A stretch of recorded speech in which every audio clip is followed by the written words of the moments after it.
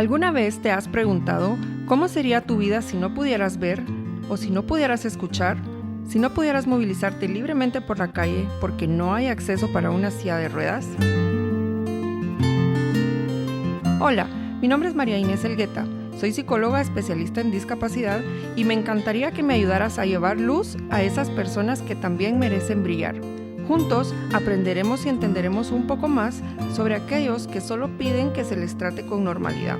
Únete a cambiar la mirada hacia la discapacidad, porque somos nosotros, la sociedad, los que generamos o eliminamos barreras. La diferencia la haces tú. ¿Me acompañas?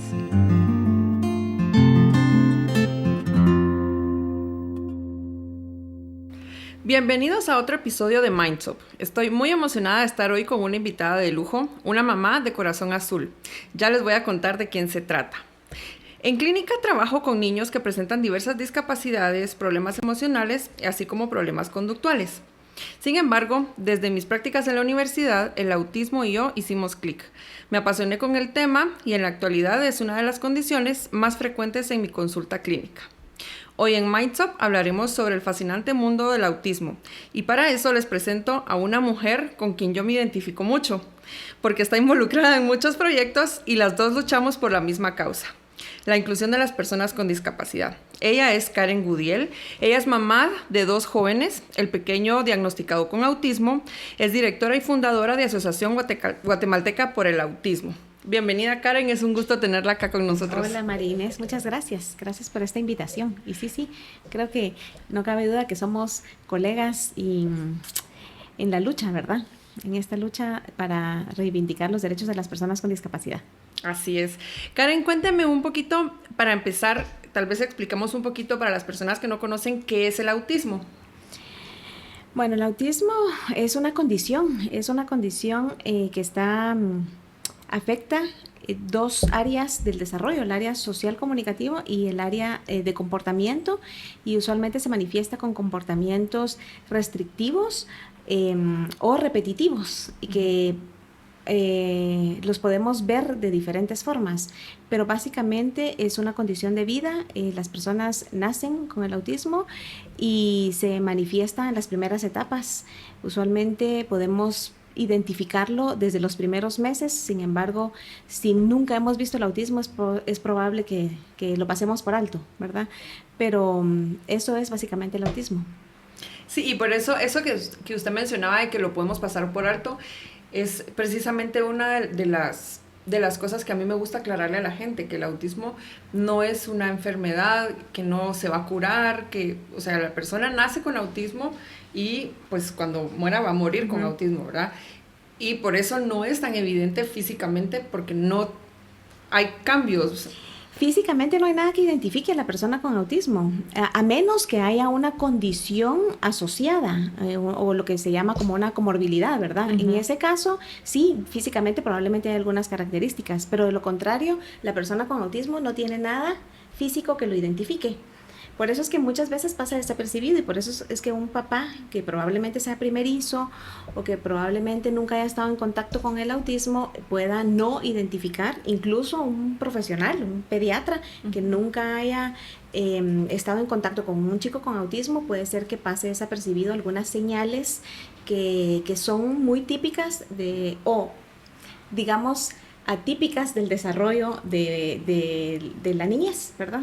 Sí, a mí me ha pasado, por ejemplo, que vienen niños que vienen porque los refirieron para un diagnóstico, por ejemplo, de déficit de atención con hiperactividad, y al final resulta que no es eso, sino que pues tienen autismo. Pero como usted dice, hay profesionales que no están como muy familiarizados con el diagnóstico y existe la mala... Y se pasa por alto, ¿verdad? Sí. El tema acá con el diagnóstico del autismo es bien complejo, ¿verdad? Porque cuando las personas no están en contacto, no han conocido de qué se trata, sí o lo desestiman o lo que nosotros hemos encontrado, por ejemplo, en la asociación, es que vienen muchos chicos que son diagnosticados con autismo y realmente no era eso lo que tenían. Entonces hay un sobrediagnóstico de autismo también al momento, y darle esta noticia a las familias puede ser muy fuerte si no sabemos de lo que estamos hablando, ¿verdad? Entonces hablar del diagnóstico de autismo debe de ser un profesional que está en contacto directo con la población, que conoce, que ha tenido una formación para esto, y comprender que además para poder identificarlo tiene que haber un proceso clínico muy largo. De hecho, el autismo se trata de eso, ¿verdad? De una identificación clínica más allá de las pruebas estandarizadas que existen y que ya, pues usted las conoce perfectamente bien, ¿verdad? Y de repente algunos profesionales que también nos escuchan las conocen muy bien. Y si no, pues bueno, hay pruebas, pero esas pruebas realmente ayudan más al profesional que a la familia. Lo importante acá es identificar cuáles son esas áreas del desarrollo que están todavía rezagadas para poder acompañar, ¿verdad? El abordaje, el acompañar individualmente a cada uno, eso es lo más importante, ¿verdad? Para poder tener un pronóstico mejor. El autismo, como bien usted dijo, no es una enfermedad, no lo vamos a curar, pero vamos a acompañar para dar las mejores herramientas para que esta persona pueda ser todo lo que desee y pueda hacer, ¿verdad? Exacto.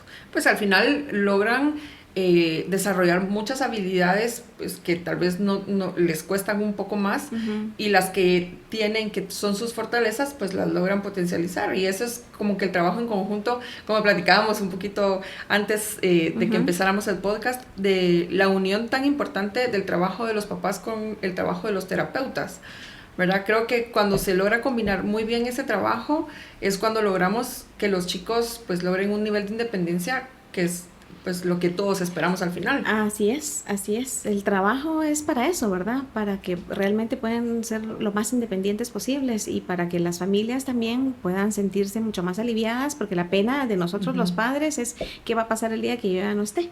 Y un trabajo también importante que se debe de hacer es con los entornos, con la sociedad, con esos espacios en donde este chico se va a ir a convivir, va a ir a pasar sus primeros años o quizá también los años de adolescencia y etcétera. Es hacer un trabajo de sensibilización importante en donde podamos darle la bienvenida a la diversidad. Todos somos diferentes y todos tenemos derecho a escoger si queremos tener amigos o no, si queremos ir a la escuela o no, ¿verdad? Aunque claro, lo ideal es eso, lo ideal es que todos vayamos a una escuela porque ese es un tema de derecho, ¿verdad? La educación es un derecho. Pero también los chicos de repente pueden optar por una institución en la que se sientan más cómodos y una institución en la que no se sientan tan castigados. Sí, que la metodología vaya acorde a sus aptitudes, Así ¿verdad? es. Y a sus gustos y sus preferencias. Hablando un poquito en cuanto a nivel nacional, creo que estamos como muy mal a nivel estadístico en cuanto a cuántas personas hay realmente con autismo o con discapacidad en general en Guatemala. Se tiene un estimado, pero realmente no se tiene una cifra real, ¿verdad? No tenemos la menor idea. Guatemala ha hecho 2 encuestas. En el 2005 hizo la primera encuesta de discapacidad. Y en el 2016 se hizo la segunda encuesta, que son pues unas encuestas pequeñas, y lo que sí podemos decir es que hay cerca de un 1.6 millones de personas con discapacidad en Guatemala.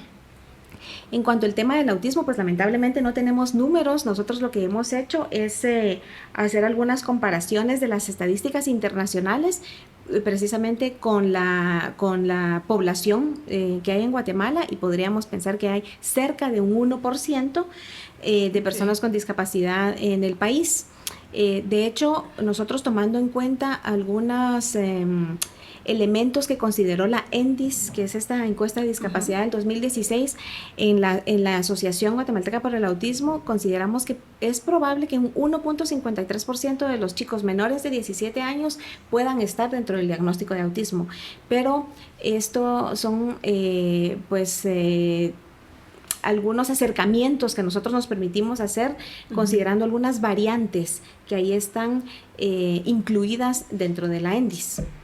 Y de este, digamos, de este 1% que se tiene estimado, digamos, la proporción sigue siendo igual 4-1, ¿verdad? De hombres a mujeres que padecen autismo. Siempre a nivel mundial, y lo que las estadísticas a nivel mundial nos dicen es eso, que hay una proporción en un grupo de 5 niños o de 5 personas, podría ser que 4 sean varones y una mujer dentro del diagnóstico de autismo.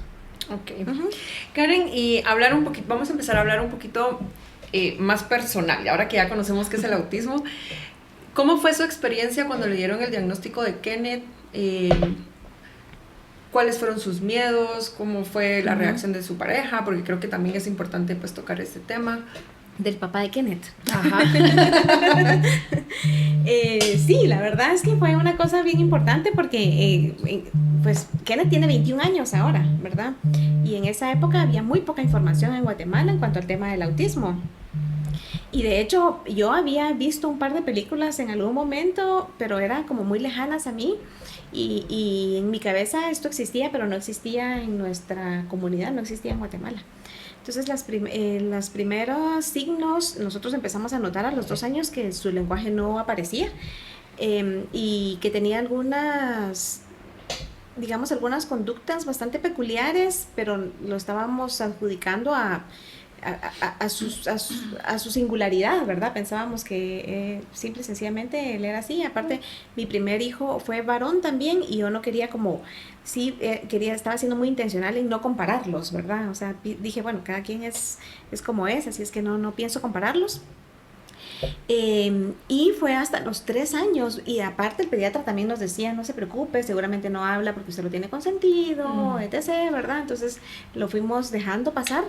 Hasta los 3 años fue que nosotros pues lo sometimos a las primeras evaluaciones, y tampoco nadie nos podía decir, y así pues tuvimos el recorrido que creo que muchas de las madres y muchos de los profesionales también ya han escuchado, que pasamos de pediatra a neurólogo, a psicólogo y así pedagogos. La verdad es que Kenneth fue sometido a muchas evaluaciones y fue muy difícil llegar al diagnóstico. Llegamos al diagnóstico hasta los 4 años y medio, cuando una persona realmente fue por el contacto con una madre, y ella conocía a una persona de Venezuela que un grupo de madres traía para hacer las evaluaciones, y dejaba programas, capacitaba terapeutas y dejaba programas para los chicos. Fue hasta ahí que nosotros llegamos al diagnóstico certero de autismo. La primera vez que a mí me mencionaron la palabra autismo y que probablemente mi hijo estaba dentro del diagnóstico, fue una psicóloga de Guatemala, pero mi hijo no puedo dar certeza de eso. Sí, para mí fue un impacto muy fuerte y me enojé muchísimo, no me gustó. No me gustó la palabra, no me gustó la idea, no me gustó lo que eso significaba para mí. Yo le di un significado muy atemorizante, y me fui a comprar muchos libros, entonces me puse a leer, quería ponerle nombre y apellido a todo, quería saber esto qué significaba.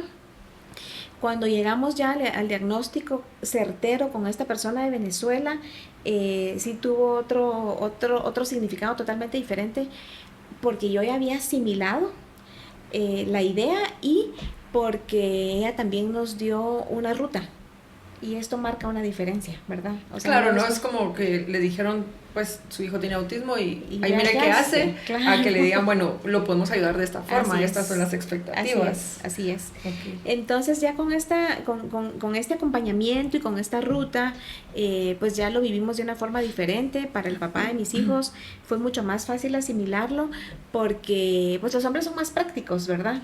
Entonces él dijo, bueno, sí, ya habíamos notado muchas cosas, sabíamos que habían rezagos, su lenguaje no aparecía, sus conductas eran peculiares, era un chico muy serio, tenía toda esta mirada pues muy, muy propia de muchos chicos con autismo, ¿verdad? Que parecía atravesarlo a uno. Entonces las cosas las observábamos, lo que pasa es que no sabíamos qué era, no sabíamos qué nombre ponerle. Y otra cosa, yo por cultura familiar a mis hijos no los mandaba a la escuela hasta antes de los 5 años. Entonces él estaba en casa conmigo, y esto era también, creo yo, tampoco ningún maestro, nadie me había puesto esa alerta, ¿verdad? Así es que así lo fuimos viviendo, y a partir de eso yo comencé a aprender mucho. Nuestra economía familiar no nos permitía tener una terapeuta de planta. Entonces tuve la dicha de que muchas familias que ya estaban trabajando con esta persona de Venezuela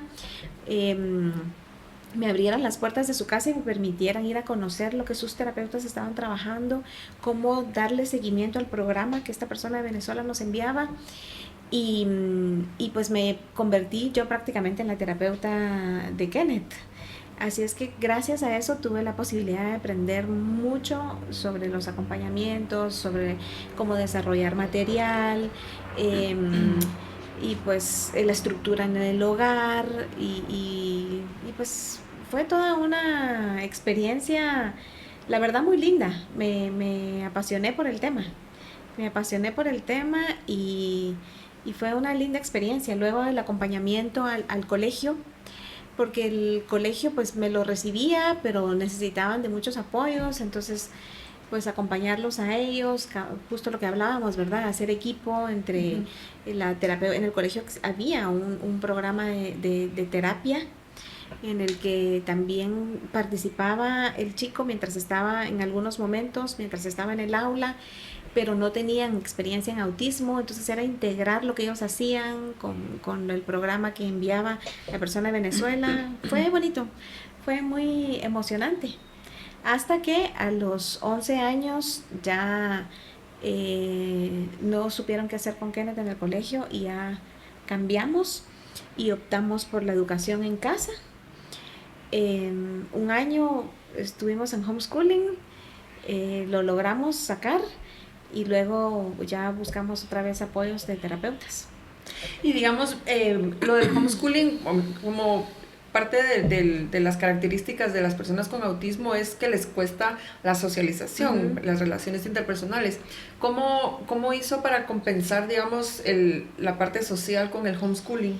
Ese año nosotros incluimos a Kenneth en algunas actividades deportivas. Estaba yendo a natación, y ahí compensábamos un poquito, y luego pues tratamos un poquito también de incluirlo en algunos grupos sociales que existían, con una clínica de una psicóloga que nos acompañaba, y en un grupo de arte. También él participaba en una arteterapia, que fue una experiencia muy linda. Kenneth, mientras menos lenguaje tenía, más dibujaba. Y conforme el lenguaje fue apareciendo, dibuja menos, pero siempre ha sido una forma de expresión para él. Y entonces en estas actividades ahí tenía espacios como para compartir con otros chicos y desarrollar precisamente esta parte social, que pues sí, como tú lo decís, es esa parte más importante, digamos, de los déficits importantes del autismo, ¿verdad? Sí, y cuando decimos que tal vez no existe un lenguaje para que se comuniquen, pero es importante que todos logremos identificar, porque cada persona o cada niño tiene su particular forma de expresarse, y Kenneth lo encontró en el arte, como usted dice, pero hay niños que lo encuentran a través del juego o a través, se han visto también historias de niños que aprenden a comunicarse por medio de programas en la computadora. Entonces realmente creo que no es que ellos no puedan comunicarse o que no quieran, como mucha gente piensa, sino que es que realmente no hemos logrado encontrar o entender la forma en la que ellos están comunicando. Claro. De hecho, ellos todo el tiempo están comunicando, ¿verdad? La persona con autismo, como cualquier otro ser humano, somos seres comunicacionales, ¿verdad? O sea, tenemos todo el tiempo esa intención de comunicar. El tema con el autismo es que ellos fallan en las formas en que lo hacen, y lo hacen de miles de formas, como tú decís, ¿verdad? Y generalmente, por los que no tienen el recurso del lenguaje,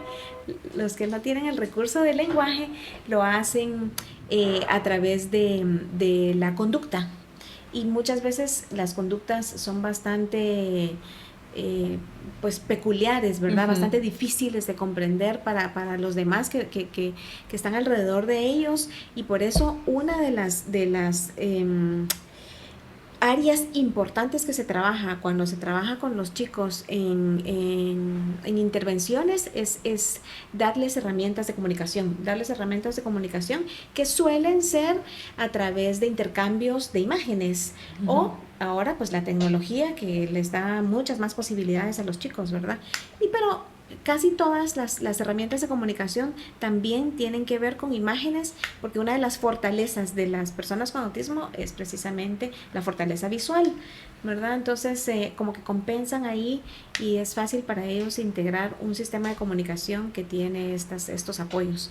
Otros aprenden a teclear y pues se comunican muy bien, ¿verdad? Y tienen mucho que decirnos, mucho que comunicar, contrario a lo que hemos pensado por mucho tiempo, ¿verdad? Que son personas que prefieren estar solos, más bien probablemente no les gustan los grupos grandes, pero sí disfrutan del intercambio, solo que con sus propias formas. Sí, y es muy importante como que recalcar que no es que no les guste los grupos grandes o relacionarse con la gente, porque ellos viven en su mundo como hemos creído o como piensa la mayoría al momento, sino que es que realmente ellos también tienen ciertos procesos sensoriales que les afectan y no procesan los estímulos del ambiente como lo hacemos nosotros. Y realmente ahí es también donde me gustaría tal vez que platicáramos un poquito sobre la diferencia cuando están teniendo una crisis por un problema sensorial que un berrinche por un problema conductual. Claro. ¿Cómo hacer la diferencia? El tema cuando es una alteración sensorial, cuando viene de una crisis de una alteración sensorial, es que aunque uno por ejemplo, le des algo que tú sabes que le gusta, el chico no se calma. El chico no se calma hasta que tú intervenís de la forma adecuada sensorialmente, si es que conoces. Sí, porque es importante, ¿verdad? Saber, porque si no lo podemos sobreestimular. Claro. De lo contrario, como cualquier otro chico, cuando tú le das algo que le genera placer o que le gusta, pues se calma, ¿verdad? Entonces ahí identificas, era un berrinche. Lo que pasa y por qué parecieran ellos ser chicos berrinchudos, si es que queremos llamarlo así, es precisamente porque se involucran muchas cosas, ¿verdad? Se involucra precisamente este déficit en la comunicación que entonces no tienen los mecanismos correctos para decir qué es lo que necesitan o qué es lo que están sintiendo. Y otra cosa importante que pasa con los chicos con autismo o con las personas con autismo es que el manejo de las emociones es muy complejo. El reconocimiento de las emociones, qué pasa conmigo, qué pasa con mi cuerpo, yo creo que para todos las emociones es un tema complicado, ¿verdad? Pero las administramos, de alguna forma las administramos y sabemos que aunque esto no me guste, pues no me puedo permitir gritar. Y esto va de la mano también del conocimiento y reconocimiento de los códigos sociales, ¿verdad? Que todos manejamos. Entonces, cuando yo no logro administrar bien mis emociones y al mismo tiempo no puedo reconocer muy bien ni integrar muy bien todos los códigos sociales, pues las expreso de una forma muy rústica, muy rudimentaria, ¿verdad? Y eso es lo que a las personas que están alrededor de una persona con autismo nos parece pues muy inadecuado, ¿verdad? Entonces, todo esto que es tal vez difícil de explicar y tal vez difícil también un poquito de entender, ¿verdad? Son precisamente las cuestiones que se van trabajando en los acompañamientos para las personas con autismo, ¿verdad? Les damos herramientas para que puedan comunicarse, les damos herramientas para que puedan comenzar a reconocer esas emociones, qué es lo que pasa con mi cuerpo, ¿verdad? Está bien si me enojo, pero lo que no está bien es tirarlo todo, ¿verdad? Lo que no está bien es lastimarme o lastimar a otras personas. Entonces es irlos acompañando a que estas cosas nos pasan a todos, pero debemos de aprender a manejarlas, ¿verdad? A manejarlas porque navegamos en un mundo en el que hay muchas normas y hay muchas reglas.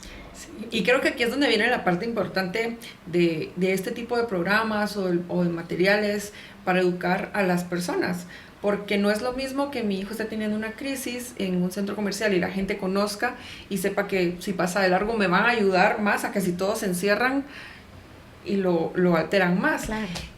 Y seamos honestos, eso que tú decís me parece muy lindo que lo hayas traído porque es una de las cargas más importantes de las familias, ¿verdad? A las familias nos da vergüenza cuando nuestro hijo está teniendo una crisis. No es que no lo amemos y no es que no comprendamos que nuestro hijo tiene una condición en la que probablemente algún estímulo exterior le provoca esto. Es que nosotros también, somos personas y estamos construidos a base de todos estos códigos que hablábamos antes, ¿verdad? Entonces, nos da vergüenza, nos sentimos mal cuando esto está pasando, ¿verdad? Pero sí, nosotros encontramos un entorno que pueda ser mucho más amigable, ¿verdad? Que no sea menos invasivo, en el que nos sintamos menos criticados. Pues entonces este momento incómodo lo vamos a poder llevar un poquito mejor, ¿verdad? Y por eso la importancia de estos espacios, por eso la importancia que hablemos de estas diferencias, ¿verdad? Que pueden no ser fáciles de identificar a la vista, pero que son reales, que están o sea, hay personas con autismo y las personas con autismo en nuestra sociedad muchas veces puedan tener este tipo de momentos complicados. Claro. Cuando hablamos de que las personas pues deben conocer este tipo de situaciones, igual la forma en que los profesionales o las personas que estamos involucradas va avanzando, va cambiando. En este caso, pues tenemos una nueva clasificación de lo que anteriormente teníamos con el autismo. Antes teníamos el Asperger, que era pues un autismo de muy alto funcionamiento y que tenía lenguaje, pero ahora ya no, y entonces solo tenemos 3 niveles de autismo dependiendo su nivel de independencia. ¿Cómo manejan estos diagnósticos anteriores en la fundación o en la sociedad? Porque la gente sigue manejando el término Asperger. Yo creo que es complicado, ¿verdad? Es un tema que se lleva, al final, de verdad, se lleva un poquito a debate, porque quienes se han reconocido ya como personas con síndrome de Asperger y los grupos de familias también con síndrome de Asperger, pues de alguna forma ya tienen esta identidad y no les parece justo que haya sido eliminado de los manuales de diagnóstico. Entonces, para nosotros la verdad es un poco respetar la individualidad de la persona.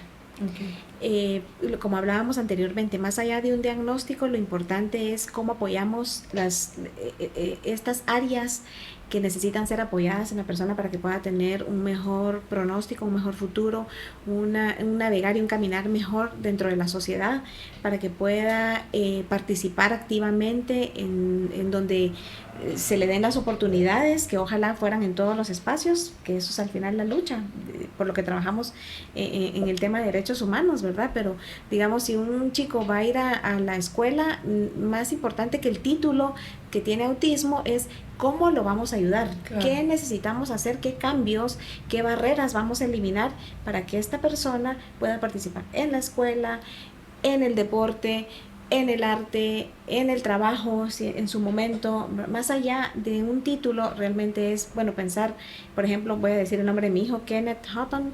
Él es un muchacho de 21 años y le gusta el arte y le gusta digitar, así es que puede participar, como lo que había estado haciendo hasta antes del coronavirus,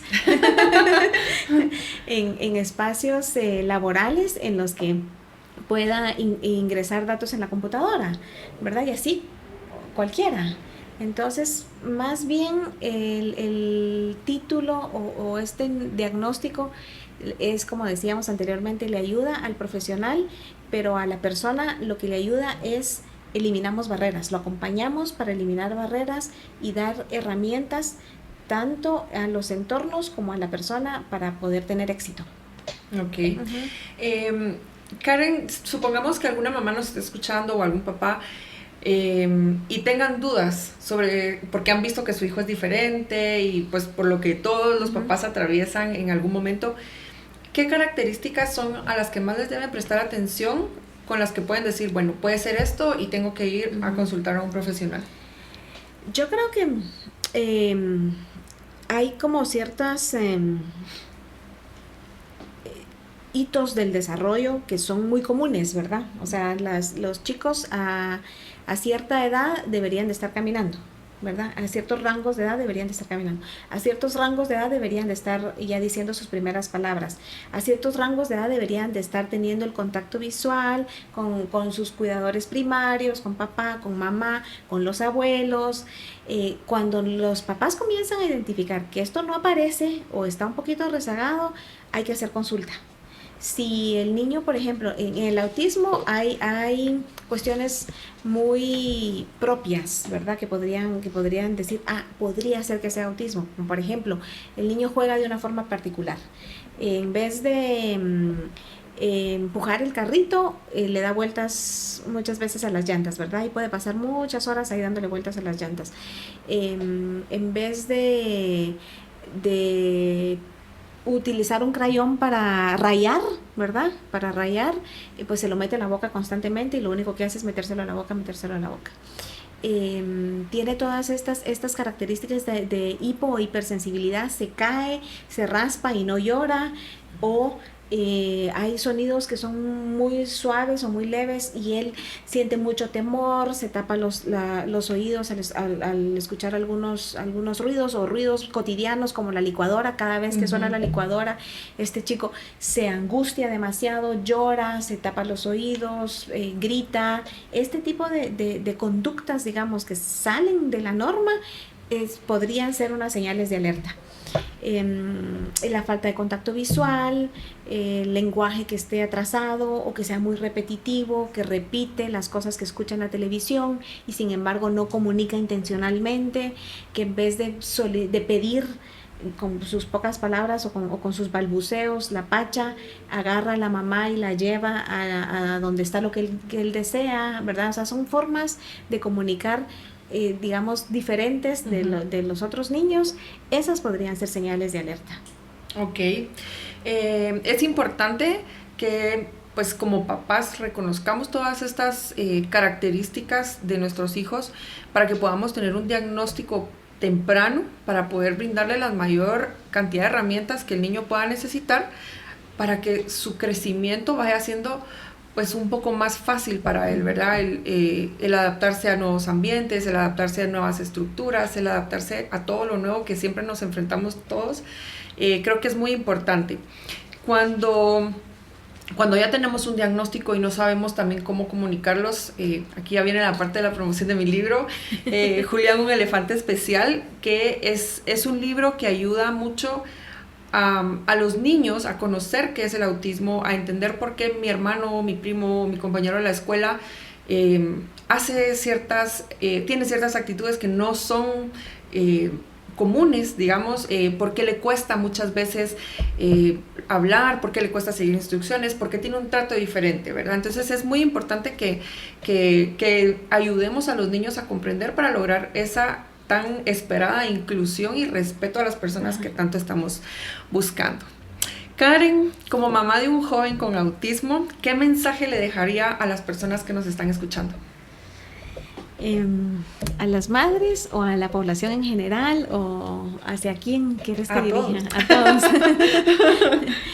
Bueno, yo les quiero decir que me parece muy, muy importante estos espacios, como te decía antes, María Inés, porque necesitamos romper barreras, necesitamos que se sepa que vivimos en un mundo diverso, en el que cada quien tiene un espacio que es importante, que la participación de las personas con discapacidad es importante porque tienen mucho que aportar, y que los hemos castigado imponiéndoles barreras, sobre todo las barreras actitudinales, porque les hemos dado un carácter de personas que necesitan de nosotros y no nos hemos dado cuenta que nosotros también necesitamos de ellos. Así es que valoremos a cada quien por lo que es y que nos recordemos que las personas tienen derecho a decidir lo que quieren hacer y a escoger también en dónde quieren participar y cómo quieren aportar a esta sociedad. Y que nos olvidemos de los títulos y de los diagnósticos y que comencemos a llamar a las personas por su nombre, porque eso es lo que nos hace humanos, ¿verdad? Cada quien somos diferentes y cada quien tenemos algo lindo y algo hermoso que aportar en este mundo. Dios fue creativo, es muy creativo, ¿verdad? ¿Verdad? Nos hizo cada quien diferentes. A cada quien le dio un toque especial. Así es. Y las personas con discapacidad, las personas con autismo tienen también ese toque especial y que tienen mucho que enseñarnos. Tenemos mucho que aprender de ellos. Okay. Pues muchas gracias, Karen. Quiero agradecerle de todo corazón que compartiera con nosotros su experiencia como mamá, como profesional. Gracias a las personas que nos escucharon hoy. Recuerden suscribirse al canal de YouTube María Inés Elgueta. Denle like y compartan el video con alguien que podría ayudarle. Y por favor, déjenme en los comentarios sus preguntas o los temas que les gustaría que abordáramos en otro episodio. Hasta la próxima.